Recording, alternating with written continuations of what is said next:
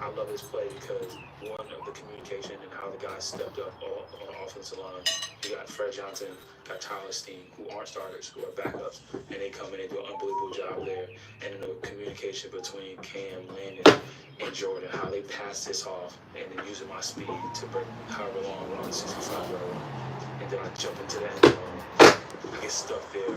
And again, talk about that. That helps me, Fred. It's like, you don't know, I'm actually stuck up there. And Fred, big self, comes and grabs me and pulls me out of there. And shows how together we are as a team. And that's why it's one of my favorites. Yeah, watch that. That always breaks it. First touchdown to the Eagles against the Packers. Obviously, we opened the year up in Brazil. It was electric. The whole environment was pretty cool for me.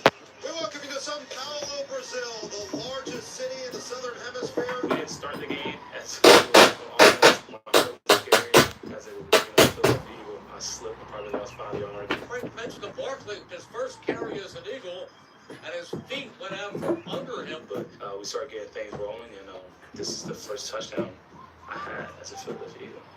In the gun, Hurts. They blitz on this play. Jalen kind of gives me a great ball there. No chance for Isaiah McDuffie in man coverage. He came from the inside out, and Barkley was wide open. We were running plays during camp. My job was just to win with speed. And, we had a look where I would get me on with the linebacker, and Jalen kind of just trust me and threw a dime. Kind of jumped up. I wish I would have caught it a little better. And then there's a touchdown. I try to get that celebration I do for my daughter when I score, and I do the I heart you. So they didn't get that part, but it's probably sleeping by that time anyway. But it was electric. It was fun. It was cool to see how everybody reacted. But that was the first of many that game. It was kind of just love and support. When I got to the sideline, everyone, kind of congratulated me on being, a Philadelphia Eagle.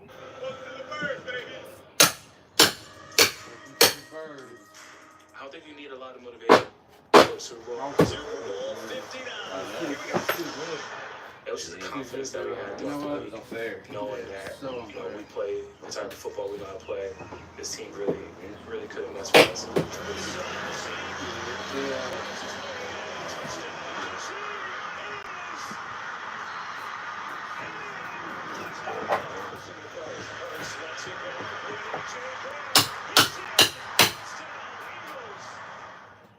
We were so locked in, taking it play by play, that when we went to halftime, a lot of us didn't know what the score was. We knew it was a lot too little. So really buying in to staying focused. This helmet catch, I wouldn't really say it's so much highlight. Definitely couldn't pump the ball better.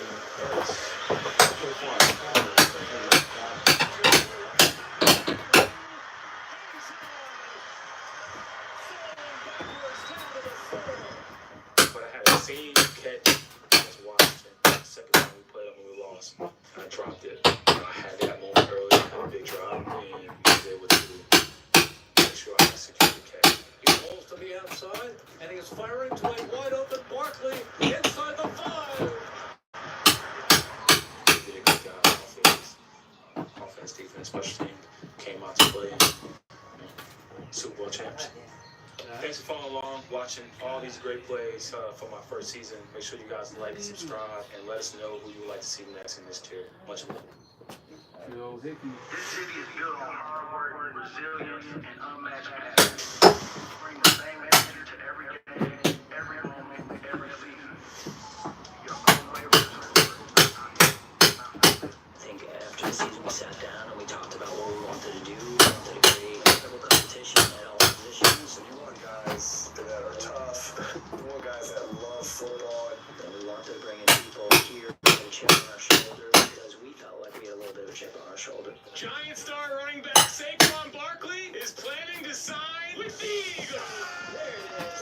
How's everyone doing? He now changes the sides in this rivalry. The Eagles just stole the Saquon Barkley.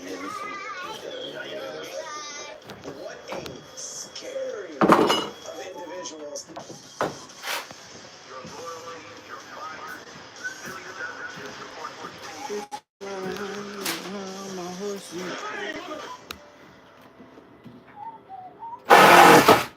Who are we? What's our identity? Everybody's role is different, but everybody's role is important. We can't be great without the greatness of others. It is so important that we accept and contribute to our role. There you go. That was a good one for this Harper. Appreciate it, brother. Yeah, you can get the fuck about my live with that weird shit. Bye. Eagles of the Green Bay Packers. Well, we mentioned the two new offensive and defensive coordinators. Nick Sirianni. He's taking a little bit more of a role. He's focused on leadership. Gentlemen, this is your football team. You have the final say of what protection calls on and goes on.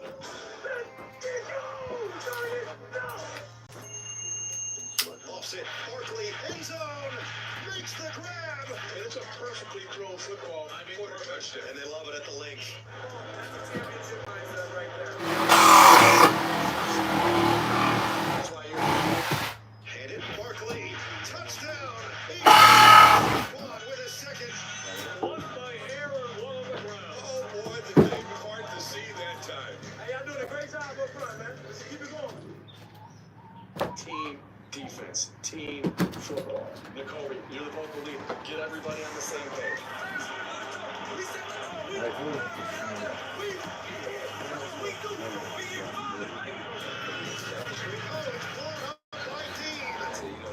Defense, so I take a lot of pride in it, being a linebacker through and through. And I think the guys around there trust me to be able to do that and have that green. Zach, I want you to be the most physical linebacker on the field every time you step on that field. One empty set, feels the pressure, he goes down. Zach Bond showing off the speed and athleticism. Zach Bond's a guy that we see the skill set. He's got versatility. He can rush from the edge. He can play off the ball. We just talked about putting me in a lot of different positions to make plays and giving me an opportunity to start and an opportunity to make an impact and a difference. And that's what every football player wants. Well, we're turning on right here. They helped us out early. Now we're going to turn it up. AJ, Devontae, Dallas, when we're running well on offense, we're running well in the pass game, it's because it's going to you three guys. Over the top, Brown's got it. There goes A.J. Brown. Touchdown, 67 yards. That's just fun to watch.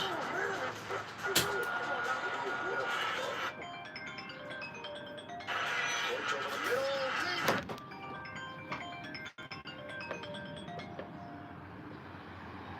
Hello, Yes, hi, Michael. How are you? I'm well. How are you? I'm doing great, Michael. Thank you so much for asking me. Michael, this is Robin. Reaching you back with some friends. You remember me? Yeah, I do. Yeah, today, yeah. Listen, but yeah, I think we should talk Friday. I'm right in the middle of something. I'm interested, but Friday would be like Independence Day. So are you going to be free on Friday, sir? Friday. Yeah, give me a call Friday. Yep, Friday morning. Friday morning is Yes. Independence Day, sir. Okay. Yeah. Thursday. Call me Thursday. Call you on Thursday, like the day Or Friday. Yes, correct. All right, I will call you, but you actually advised me on last Friday to call you back on Monday morning, and then I'm calling you right now. Yeah. I thought we said Friday, but yeah, my bad. I was actually waiting for the call Friday. I thought we said Friday, but that's fine. Monday. I called you on Friday, but you didn't answer the call on the Friday because we have this call scheduled for the last week of Friday. Right. But you got busy, you didn't answer the calls with me and this call back scheduled. Then I'm calling you right now. Okay. All right. Yeah. Let's do it on Thursday. Okay. I'll call you on Thursday. Give me one time, so I'll be available at that time, so I can check my calendar, and I will call you at that time, sir. 9 o'clock. Give me one time. 9 o'clock. Give me one time, Rob. 9 o'clock. Sorry? 9 a.m. 9 a.m. Yep. Sure. Perfect, sir. 9 a.m. I'll call you. Awesome. Thanks, bud. Bye. Gotta give him one time, not two times. Yeah, one time. Yeah. One time. Give me one time.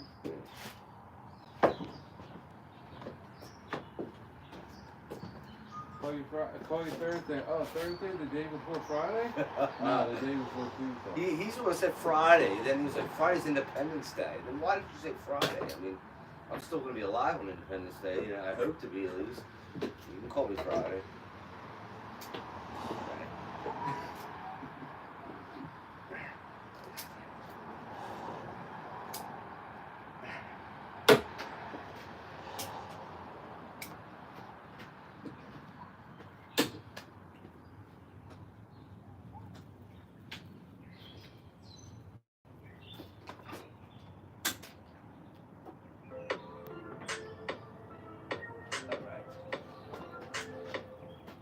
right, here we go. Welcome into the show. You're watching Philadelphia Eagles now. Chase Sr. here with you. And no matter where you are or how you're tuned in, as always, I greatly appreciate all of you for making today's show a part of your day. It is a Friday, June 27th. So I hope all of the real ones, all of the legends, the entire Bird Gang is getting set to have a fantastic weekend. Coming up here on the show, Jimmy Kempski, who covers the Philadelphia Eagles for Philly Voice, a very smart, witty, creative, high-quality writer, put together an article looking at 10 reasons why the Commanders will be a dumpster fire in 2025. You think about Washington, arrows pointing up for that organization. They have one of the top young stars in the National Football League at the quarterback position on their team in Jaden Daniels, and they made that surprise run to the NFC Championship game last year. Does Washington have another run in them, or will they be one of those disappointing teams who surprised a lot of people last year, and will they really struggle throughout the 2025 campaign? There's 10 reasons. Really great analysis coming up. We're always trying to set the standard here at the company, and I'm always trying to strive for new goals right here on Eagles Now, accomplish something new every month. I'm never content. I want this channel to be great. I want to be great. So in the month of May, we picked up 1,000. Here in the month of June, we won 200. With a couple of days left here in the month of June. 1,051 people have hit that subscribe button here this month. Let's close the gap. Hit that subscribe button. Training camp is coming up, and the preseason, regular season, news, analysis, rumors, watch parties, live shows coming your way every single day here on the channel. Long form content, short form content, and anytime I'm talking birds. I want our coverage to be insightful, informative, entertaining, thought-provoking. I want you to have the voice. So join the movement, lock us in, hit that subscribe button, and let's go. So looking at this article from Jimmy Kempski, 10 reasons why the Commanders will be a dumpster fire. Reason number 1, he said regression is coming. The Commanders won 4 games in 2023. In 2024, they won 12. That was the biggest win total improvement in the NFL last year. It tied for the 9th best improvement since the NFL went to a 16-game schedule in 1978. Here's a look at all the teams since 1978 that have had improvements of 8 or more wins in a season, and then what those teams did the year after their big improvements. We're looking at the 98 to 2000 Colts, 2007 to 2009 Dolphins, 2015 to 2017 Cowboys, 2011 to 2013 Colts, 2012 to 2014 Chiefs, 98 to 2000 Rams, 2003 to 2005 Steelers, 18 to 29, 91 to 93 Colts, 96 to 98 Jets, 2000 to 02 Bears, 03 to 05 Chargers, 87 to 89 Bengals, 2014 to 2016 Panthers, and then the Commanders 2023 going into 2025. And let's just go down in order. Colts, -3 that third season in wins. Dolphins -4, Cowboys -4. The Colts stayed the same, 11-5 and 11-5. The Chiefs -2. Rams -3, Steelers -4, 49ers -7, Colts -5, Jets did improve, +3. That was the 98 Jets team that went 12-4. Bears -9, Chargers -3, Bengals -4, Panthers -9. History shows, with the exception of 2 teams there on that list, that in that third year, after you have that huge improvement in wins in that second year of that 3-year span, you are bound to be in the red that third year. And some of the Commanders were very fluid. Week 2 against the Giants, Giants lost their kicker. Week 8 against the Bears, that was the Jaden Daniels Hail Mary. Week 15 against the Saints, Derek Carr did not play. The Saints were 0-7 with a point differential of -123. And a 2-point conversion at the end of the game for New Orleans failed. So the Commanders almost lost that game. Week 16 against the Eagles, Jalen Hurts got What was hurt that before? very I think early it in the was, first half. 7-4, Week 17 against the 3 quarters Falcons. Falcons missed a field goal with the replacement kicker at the end of regulation. Commanders won in OT. Wild card round against the Bucks. They got a 12 off the right upright for a win. Divisional round against the Lions when they won that game. It was impressive. They blew them out. But Detroit, they were without Aiden Hutchinson, Aleem McNeil, Kyle Pico, Derek Barnes, Carlton Davis. They were missing a lot of their top defenders. So interesting stuff right there off the bat. Reason number 2. The Commanders have made some dumb trades. For Marshawn Lattimore, Washington gave up a second-round pick. For Deebo Samuel, Washington gave up a 5th. For Laramie Tunsil, they gave up a 3rd. 4th-round pick, they gave up a 4th. 5th-round pick, they gave up a 4th. And so, prettier meaning. The Commanders have made a lot of iffy to weird trades. And think about the players who they've gotten, right? Marshawn Lattimore is the first 4 games with a hamstring injury. And he played 2 games, missed 2 more, then returned for the playoffs, but wasn't close to the player who he was in his prime. Commanders are paying him $18 million this year. Deebo Samuel, after being a first-team All-Pro in 2021, when he had 77 catches for 1,400 yards, 18.2 yards per catch, 6 touchdowns as a receiver. Then he added 365 rushing yards and 8 touchdowns on the ground on 59 carries, 6.2 yards per carry. He's gone downhill since then. Last year, he was a shell of himself. Overweight, hurt, lacked burst, lacked speed. The Commanders took a chance on trading for him. And with what we saw in the spring, Deebo was looking slow. I do like the Laramie Tunsil trade. The Commanders have a young quarterback on their rookie contract. You've got to keep him upright and healthy. Commanders' offensive line wasn't good enough, especially against Philadelphia. I think Laramie Tunsil can still play. Number 3, though, the Commanders have made some weird signings, including giving Javon Kimmel a 3-year, $45 million contract worth $15 million per year. Kimmel is massive, but he's a terrible run defender. In the NFC Championship game back in 2022, Eagles tossed him around like a rag doll. And after he signed a 1-year deal worth $8 million with the Jets, he was just okay. And then the Commanders gave him $50 million. Coming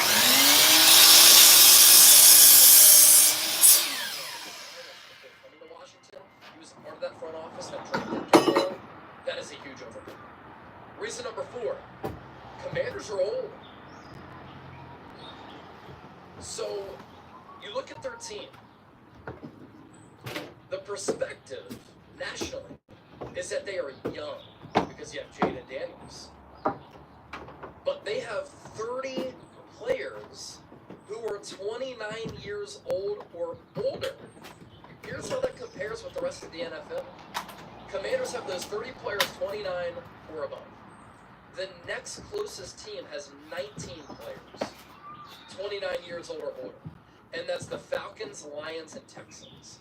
The Eagles, for instance, way down at the bottom of that list, they only have 8 players who are 29 or older. This is an old football team. Reason number 5. It's an old team. The Commanders' pass defense might not be good. None of their projected starting 4 up front, Dorrance Armstrong, Dietrich Weiss, Deron Payne, Javon Kimmel, had more than 5 sacks in 2020. 5, 8, At corner, like, Mike Sanders so still does look like a good 7 player. foot 4, 5, 8, like. Last year. But the outside spots, Take another one. Then on the Marshawn other side. Lattimore, Jonathan Jones, and Trey Amos. Trey Amos had a good spring. Liked him coming out of Ole Miss more full speed, but he's a rookie. I'll take my chances with A.J. Brown and Devontae Smith. Number 6, Washington's run defense might suck again. During the regular season, the Commanders had their 3rd worst run defense in the NFL, in terms of rushing yards allowed per game. The Panthers gave up 179.8 rushing yards per contest. They were 5-12. The Saints, 141.4. They were 5-12. The Commanders, 137.5. They were 12-5. Cowboys, Bears,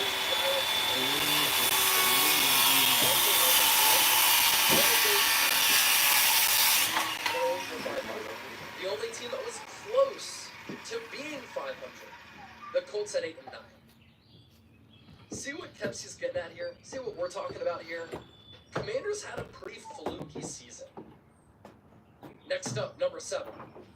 Their rushing offense carried by their quarterback. The Commanders finished 3rd in rushing yards last year with 154.1 rushing yards per game. But if you're a Commanders fan, are you worried that a lot of that came from Jaden Daniels? Last year he ran 148 times for 891 yards, 6 yards per carry and 6 touchdowns. He had 148 rushing attempts. Ryan Robinson had 187, Austin Eckler 77, Jeremy McNichols 55, Chris Rodriguez 35, Marcus Mariota 18. So when your quarterback is running it that much and your ground game relies on the quarterback to run it that much, that's a concern. Now, you look at other quarterbacks who run it a lot, Lamar, Josh Allen, Jalen Hurts, Kyler Murray. Yes, they run it a lot, but none of those players have to carry the workload as far as rushing attacks like Jaden Daniels has to. And last year, there were a couple of plays where you're like, oh my gosh, hold your breath, did he get hurt? And he escaped. Number 8, the idea that Jaden Daniels will really get better is not a given. Star player as a rookie. It'd be stupid to suggest otherwise. Common sentiment surrounding the Commanders is that he's only going to get better, right? The following list of quarterbacks who recently won Rookie of the Year honors, showing their QBR in rookie seasons and their QBR in their follow-up seasons, looks like this. Vince Young, Rookie of the Year QBR, 56.1. Next year, 46.9. Matt Ryan, 68.8. Following year, 67.6. Sam Bradford, 46.9. 31.8. Cam Newton, 56.6. Up to 58.3. Robert Griffin III, oh gosh, 69.4. Down to 50.4. Dak, 77.6 to 7. Kyler Murray, 57.7, up to 61.9. Justin Herbert, 62.6, up to 70.9. CJ Stroud, 57.5, down to 49.8. Jaden Daniels, 70.6. We'll see. So outside of Newton, Kyler, and Herbert, all of those recent quarterbacks who won Rookie of the Year went down in QBR in their sophomore campaigns. Number 9, the Commanders converted on an unsustainable percentage of 4th down conversions in 2024. We discussed this going into the NFC Championship game. Their 4th down conversion rate was insane. During the regular season, they converted 20 of 23 4th down conversions. Ladies and gentlemen, that is 87%. Best rate of any team in the Super Bowl era. There's no way that's sustainable. And number 10, Dan Quinn turtled up in the Commanders' biggest moment. Speaking of 4th down conversions, opening drive, NFC Championship game, Commanders came out in no huddle. They put a little bit of a scare in the Eagles fans. They converted on a 3rd and 6 from their own 34. 3rd and 6 from their own 45. 4th and 5 from the Eagles 43. And a 4th and 2 from the Eagles 28. On 4th and 3 from the Eagles 16, Dan Quinn, otherwise known as Mr. 28-3 against the Patriots, decided on the 18th play of the drive to kick the field goal. If you were watching our watch party for the NFC Championship game, type watch party down in the comment section. I want to see how many of you were tuned into that. If you were, you remember me saying, what are the Commanders doing? They were playing with house money. Dan Quinn was aggressive on that first drive. They converted on the third downs. They went for it on multiple fourth downs. Then you drive all the way down the field. You go on a near 20-play drive. Then you kick the field goal. That was a win for the Eagles. It changed the momentum of the game. And then what happened? On the Eagles' first play from scrimmage, from the 40-yard line of their own, Saquon Barkley, house call for 60 yards. Thank you, Dan Quinn, for that. Thank you, Dan Quinn. So interesting stuff there. And obviously this is important because you think about the landscape in the NFC and in the NFC East. If the Commanders think this could be huge for the Eagles, and Eagles, there's been no repeat winner in the NFC East since 2004. Eagles have an opportunity to go on a dynastic run. The Commanders are one of the only teams who can get in their way. Jaden Daniels is one of the greatest stars in the game. He's not going anywhere. The Eagles' schedule is a gauntlet. Gotta play the Commanders twice. If they stink, that's nice. And are there any other real threats in the NFC East? Cowboys with Brian Schottenheimer? Not buying it. New York Giants, Wilson at quarterback, and a roster that I don't think is that great. Don't look at them as a contender. The Eagles are way better. So if the Eagles can stay healthy, look out. This team could go on another special run in 2025, but they could form a dynasty in the city of brotherly love. Thanks for tuning into the show. Hopefully you all enjoyed the content. Keep rocking with us here on Philadelphia Eagles Now. Don't forget to hit that sub button. And thank you so much for supporting the channel. So we got a plus an inch and a half. So I need to start my other one. 72 plus 76 and a half. 77, 78. 78 will be the start of my.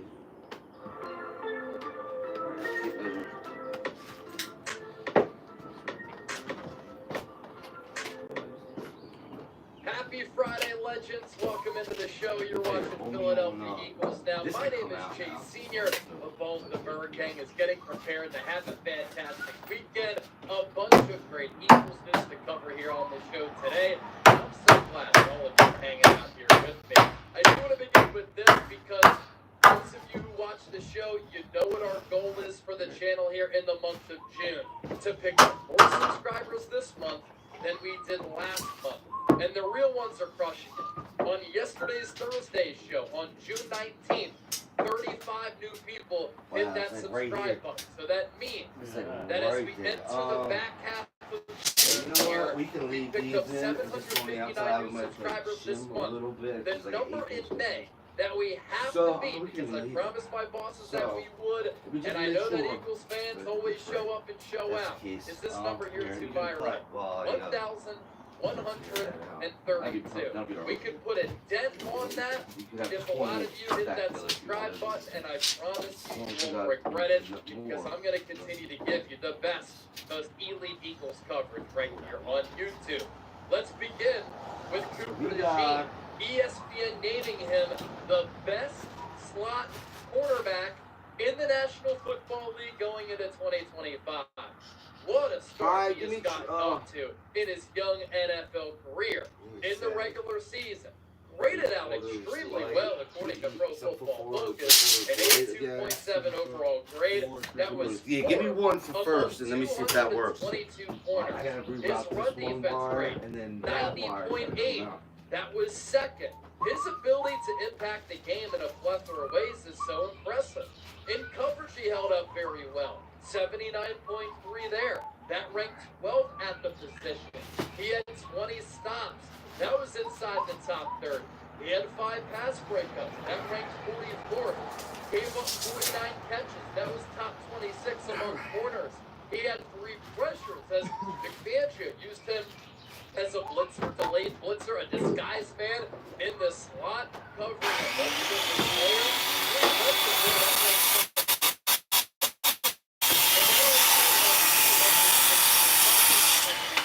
Once Quinyon Mitchell turned it on and got even better from the regular season to the playoffs, Same thing happened with Cooper DeJean. What a draft by Howie Roseman. Getting Wimby Mitchell in the first round, Cooper DeJean in the second round. What a way to rebuild that secondary with the first 2 picks in the draft 2 years ago. Coop in the playoffs, overall PFF grade was 79.2. That was 5th. Run defense grade, 70.6. That was 11th. His coverage grade, 79.6. That was 6th. Of course, he had that famous interception of Patrick Mahomes, and he had 5 stops, 2 pass breakups, and 1 pressure. And it was a lot of fun to see Eagles defensive coordinator Vic Fangio utilize his great defense and utilize the unique skill set that Cooper DeJean has. When he was at Iowa, he played all over that secondary. And I think that best suits him because it allows him to use his athleticism to his advantage and impact the game in a bunch of ways. And the presence of DeJean last year, once the Eagles came out of that bye, was instrumental in them becoming the #1 defense in the NFL. Now, Bill Barnwell took DeJean, and DeJean entering the lineup is something that he noted here when he called him the best slot corner in the NFL. DeJean spent the first month of his rookie year on the sideline. But after Philadelphia's Week 5 bye, his move into the starting lineup coincided with a massive defensive improvement. After ranking 26th in expected added per play, that's EPA per play, on defense before the bye, the Eagles were comfortably the league's best defense by the same metric afterward. The second place Texans ranked closer to 13th than they did to first. How crazy is that? And remember that going into training camp, I remember doing a breaking news video from my house from the at-home setup.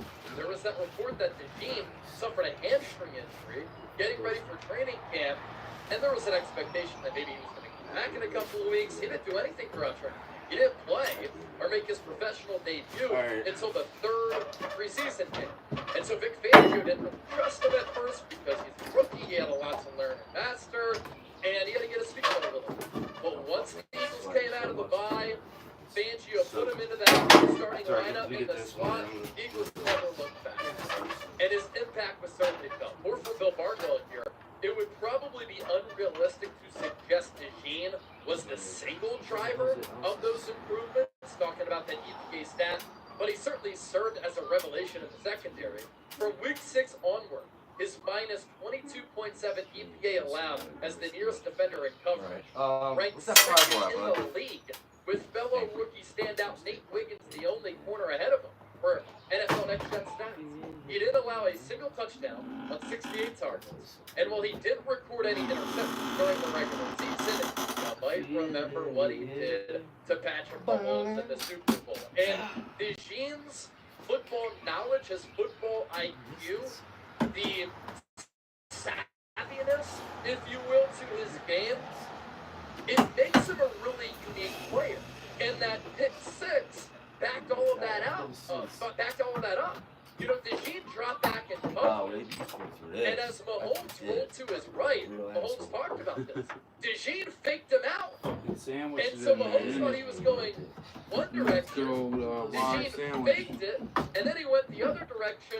Mahomes thought that he was going to be able to make that throw, fit that ball in there. That's not what happened. DeJean faked out Mahomes, picked him off, and the pick 6 really got the ball rolling for the Philadelphia Eagles in Super Bowl 59. And you know what? It's Super 20. Let's throw it back to our Super Bowl watch party. Here's my play-by-play call of the DeJean pick 6 against Patrick Mahomes. I always kind of crack up when I look back at these things because when we're doing our watch parties, in the moment, it's like I'm out of character sometimes. I get so pumped up, so emotional, so juiced up, especially a game of this magnitude in the Super Bowl. I went nuts for this DeJean pick 6. So let's look back at it right now. Mahomes rolls to his right. Gonna throw downfield. Intercepted! Cooper DeJean! Back the other way! Gets a block! He's inside the 10! Touchdown! Pick 6! Cooper DeJean takes it to the crib! Eagles go up by 3 scores! They sack Mahomes on back-to-back plays! And then they intercept them! And it's the rookie! What a moment! moment. Let's go! The rookie faked out Mahomes. Fake left. Bolted right. Takes it back home. Let's fucking go! Extra point landing. About to be 17-0. Let's go! Pedal to the metal! And one thing I kept saying during that watch party, do not let up. I said it right there. Pedal to the metal. Because even when you go up a couple of scores, you can't count Patrick Mahomes and Andy Reid out of the big game. And so I thought the Eagles did a great job of just continuing to go full throttle. Pedal to the floor, not letting up, not being content with going up by a couple of scores. They just kept it moving, and they just dominated throughout the entire course of the game. And a legendary stat-padding performance from Mahomes late in the fourth quarter, by the way, because he threw a couple of those touchdowns, making his stat line look so much better than it was with the real one. 3 turnovers against Philadelphia, including that pick six. Look, we're going to be doing watch parties for all the Eagles games. If you didn't subscribe, and I told you to earlier, but you like that excitement, that's what we bring you every single week here on the program.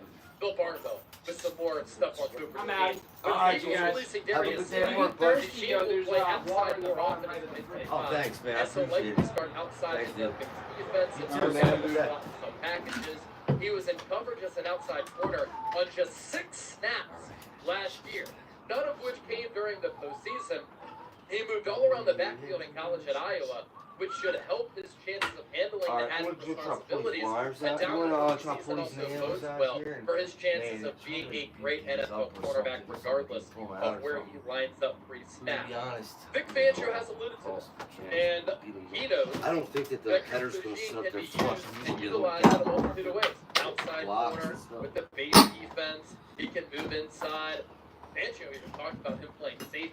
I like him in the slot because it allows him to do so much as compared to strictly being on the outside. We also talked about this during the live show a little bit earlier this week. I'm not sure we're ever going to see this again. Where 2 rookies in Cooper DeJean and Quinyon Mitchell were number 1 and 2 in quarterbacks in man coverage. And here's the graphic here as I step aside. Look at Mitchell and DeJean ahead of the pack by a pretty good margin. Again, 2 rookies with the highest man coverage grades among all clubs in the game, and they're 1 and 2 in that category. We might not ever see that again. Did a YouTube short on that last night. Be sure to check that out. So let's pop up this book. Is Cooper DeJean the best slot corner in the NFL? Bill Barnwell, ESPN, saying yes. What say you? Type B for best and why for not yet. I do want to mention this too before we continue to keep it moving. Chip, you can toss me one of these Eagles Now hats. We had a couple of people who bought these a couple of weeks ago for $50. I'm going to give you a Friday weekend deal. If you want an Eagles Now hat to support the show, support the company movement, support what we do, and to rep the birds. I also think our channel logo is fantastic. I'm bumping that down from $50 to $40. It's not the only thing that you get from me. You will get a letter from me, and we'll give you some Chat Sports swag as well, including some Chat Sports sunglasses. Look, we don't sell merchandise as a merchandise retailer, and so we have these hats that we had made. We had a new shipment come in. And if you Venmo $40 at Jason Senior, it goes such a long way in supporting everything that we do. So if you love the program, you enjoy what I do, what producer Chip does as well, Venmo me $40 to my Venmo at Chase_Senior. It's a Friday weekend deal, bumping that price down, and it's not the only thing that you get. You see the username there. You can also scan that QR code. It'll take you to my Venmo page as well. We have sent these all around the country. When we were in New Orleans, we were also handing these out to some Eagles fans on Bourbon Street. I wear this hat at almost every one of my workouts at the gym, and people are always like, Eagles Now, let's go. All right, so the back half of the show. ESPN released its all-quarter centuries. Now that we're in 2025, that's 25 years down of this century. That makes me feel old. And 4 Eagles were named on this all-quarter century team. Here's a look at the offensive quarter century team, and then the defensive quarter century team. Aaron Schatz and Seth Walder were the ones who put these teams together based upon the resumes of these players. You can make the argument that Andy Reid should be on there. He's probably number 2 as the head coach. Bill Belichick beating him out, and it's easy to see why. As for those 4 Eagles who are on this ESPN all-quarter century team, guess them for me right now at the end. I think you'll get 3 of them right, maybe 2. One of them's a pretty big wild card. One of them is a current player. Obviously, we're going to reveal that now, but if you want to press pause on this video and guess it right now down in the comment section, you can do that. Don't cheat. I know if you'll cheat. So here are the Eagles on the all-quarter century. Terrell Owens at wide receiver. Brian Dawkins at safety. A great era of safety in the early 2000s and really over the last 25 years.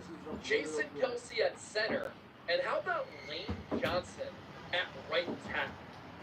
ESPN on Terrell Owens. Obviously the teams he played for. Niners from 96 to 03. Eagles 04, 05. Cowboys 06 to 08. Bills in 09. Bengals in 2010. Resume since 2000. 12,627 receiving yards. 123 receiving touchdowns. 5-time All-Pro. In the 11 years that he played in this quarter century, recorded 3 second-place finishes in DYAR and 1 infamous driveway news conference. He led the league in receiving touchdowns 3 times, and his 80.3 receiving yards per game ranks 6th among wide receivers with at least 50 games played since 2000. He would play through any injury for his team, as evidenced by his miraculous 122-yard performance in Super Bowl 39 after breaking his leg 7 weeks earlier. That was a great performance for T.O. in the Super Bowl against New England. If the Eagles would have won that game, if Donovan McNabb was in better shape, played better, T.O. would have been Super Bowl MVP. His Eagles career did not last long enough. He played 1 full season with the Eagles. That 1 full season was cut short due to injury after Roy Williams had that horse collar tackle on him, which is now obviously outlawed. Then the following year, he wanted a new deal. Joe Banner, Andy Reid, Jeffrey Lurie didn't want to give him that. Andy Reid sent him home during training camp. That's what led to the infamous driveway press conference, and Donovan McNabb didn't do anything to convince T.O. that he should be happy and stay with Philadelphia. If I was Donovan, It's on the sliding glass door. This was a wall. He really didn't have that bona fide number 1 wide receiver.